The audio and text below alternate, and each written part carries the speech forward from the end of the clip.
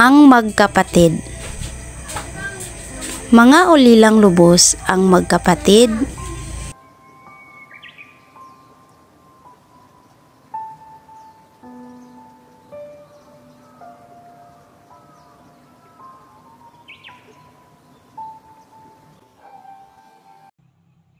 Na sina Ana at Maria. Sa murang edad, natuto ang dalawa na kumayod para mabuhay. Nagtatrabaho sila sa bukid na iniwan sa kanila ng kanilang mga magulang.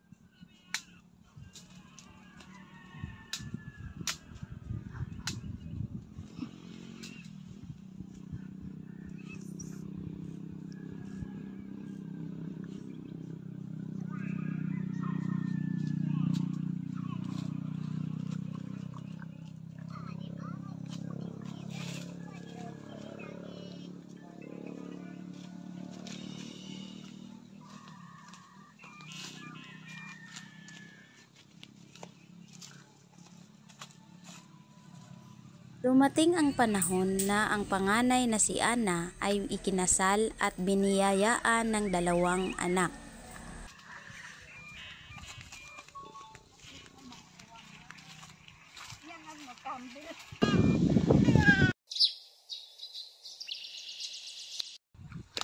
Magkasama pa rin ang dalawa sa pag-aasikaso sa kanilang bukid hanggang sa magdapit hapon. Pagdating sa anihan sa kanilang bukid ay pantay ang kanilang hatian.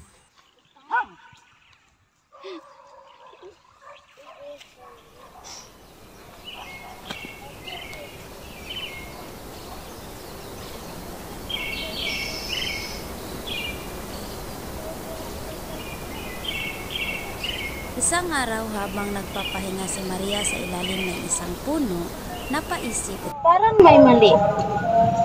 Pantay kami sa lahat ng hatian.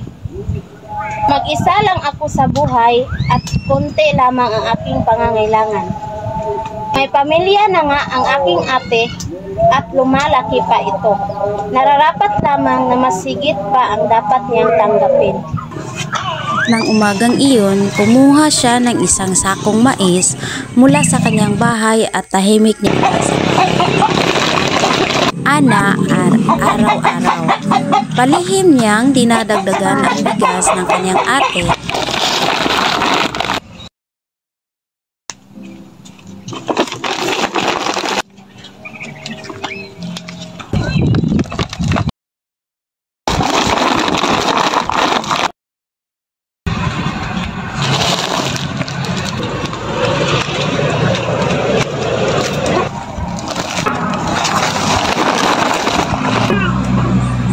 Samantala, napagtanto rin ni Ana sa kanyang sarili. Ang aming hatian sa lahat ng bagay.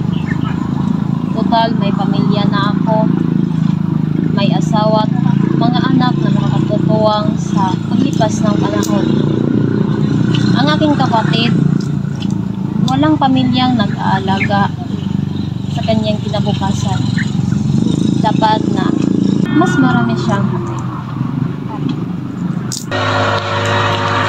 Tuwing umaga, habang wala ang kapatid, kumuha din siya ng bigas mula sa kanyang bahay at sekretong dinadala ito sa bahay ng kanyang kapatid na si Maria. Nagpatuloy ang dalawa sa kanilang ginagawa at pareho silang nagtataka na hindi nababawasan ang kanilang mga iniimbak na bigas.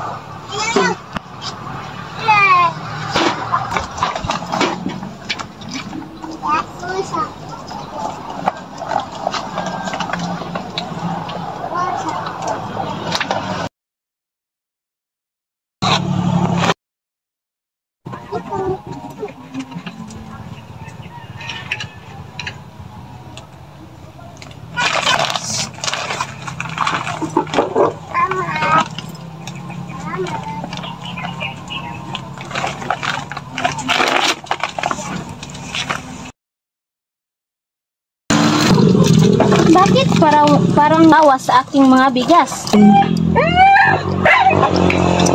Oh, bakit ang dami pa ring bigas? Parang hindi nababawasan. Nakapagtataka ito? Isang araw habang papunta ang dalawa sa kanilang bahay, nagkasalubong sila at nalaman nila ang nangyayari sa loob ng maraming taon. Kaya pala hindi nababawasan ng aking mga bigas. Ikaw pala ang may gawa, Maria. Hinatiran mo ako nang hindi ka nagpapaalam sa akin. Gayon din pala ang ginagawa mo, ate. Kaya pala hindi rin nauubos ang aking mga bigas. Langit nila ba ang magbuhat nilang sako na bigas at nagyakapan at umiyak sa tuwa ang magkapatid. Ang pagmamahal sa atin ng ating mga kapatid ay hindi kailanman mapapantayan. Sila ang ating mga pangalawang magulang, tumutulong at gumagabay.